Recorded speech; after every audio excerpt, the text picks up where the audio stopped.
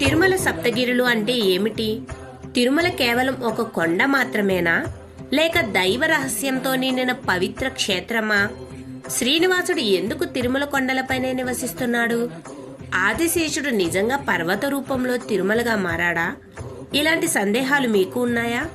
దాని వెనక ఉన్న రహస్యం ఏమిటో తెలుసుకుందాం రండి. తిరుమల సప్తగిరులు శ్రీ మహావిష్ణువు కొలువై ఉన్న పవిత్ర కొండలు. తిరుమల మొదటి కొండ పేరు శేషాద్రి.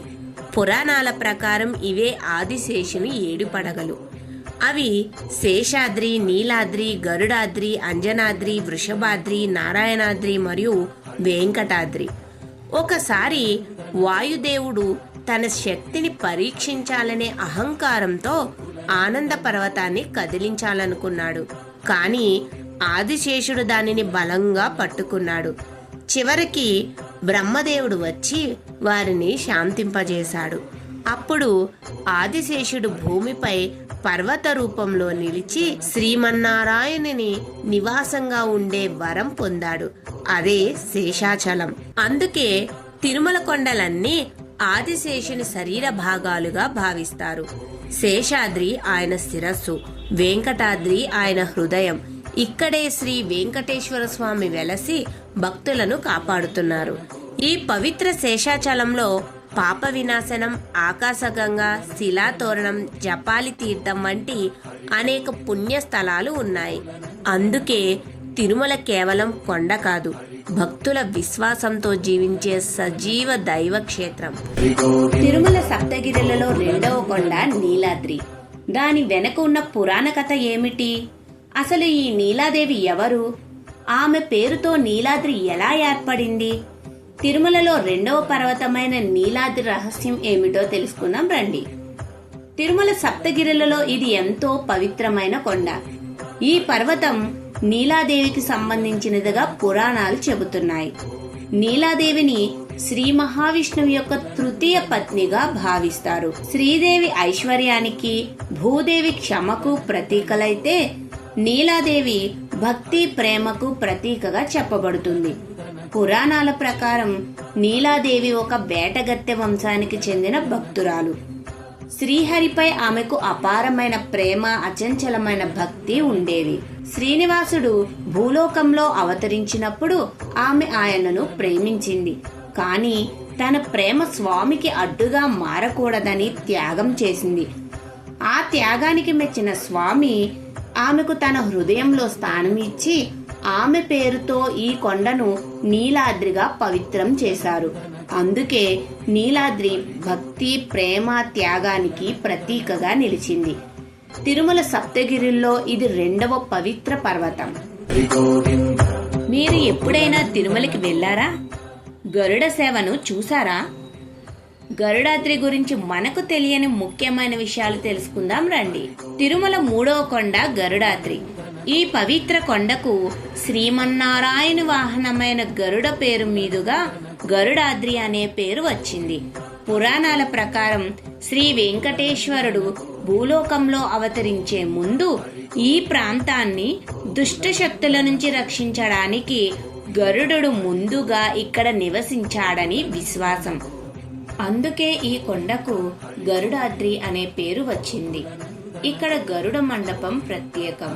ప్రతి పూజలో ముందుగా గరుడునికి నైవేద్యం తప్పనిసరి. ప్రతి సంవత్సరం జరిగే గరుడ సేవ అత్యంత ప్రధాన ఉత్సవం.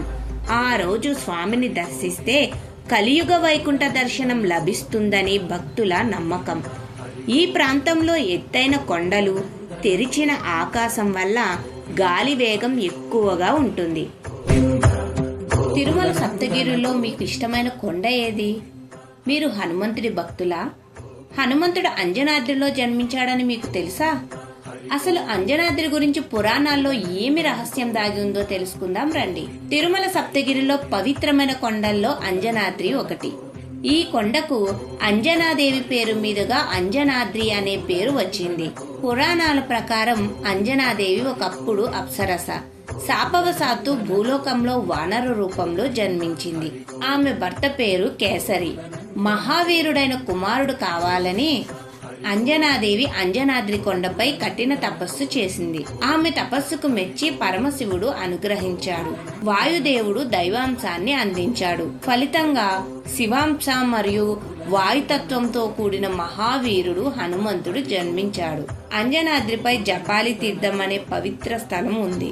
అంజనాదేవి మరియు ఋషులు తపస్సు చేసిన ప్రదేశంగా భక్తులు నమ్ముతారు. అంజనాద్రిని స్మరించుకుంటే సంతాన సంబంధిత కోరికలు నెరవేరుతాయని, ధైర్యం మరియు ఆత్మవిశ్వాసం పెరుగుతాయని భక్తుల విశ్వాసం. ముఖ్యంగా హనుమంత భక్తులకు ఇది మహాశక్తి క్షేత్రంగా అనుభూతి ఇస్తుందని ప్రగాఢ విశ్వాసం.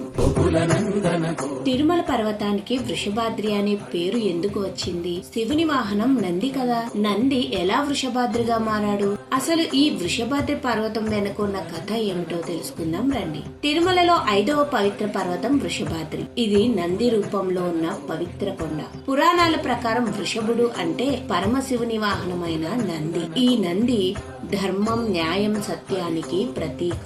నంది ఉన్న చోట శివతత్వం సంపూర్ణంగా ఉంటుందని శాస్త్రాలు చెబుతున్నాయి. తిరుమల ప్రాంతం ఒకప్పుడు శివక్షేత్రంగా ఉండేదని పురాణాలు చెబుతాయి. నారాయణుడు ఇక్కడ అవతరించబోయే ముందు శివుడు తన వాహనమైన నందిని ఈ ప్రాంతానికి రక్షకుడుగా నియమించాడని విశ్వాసం.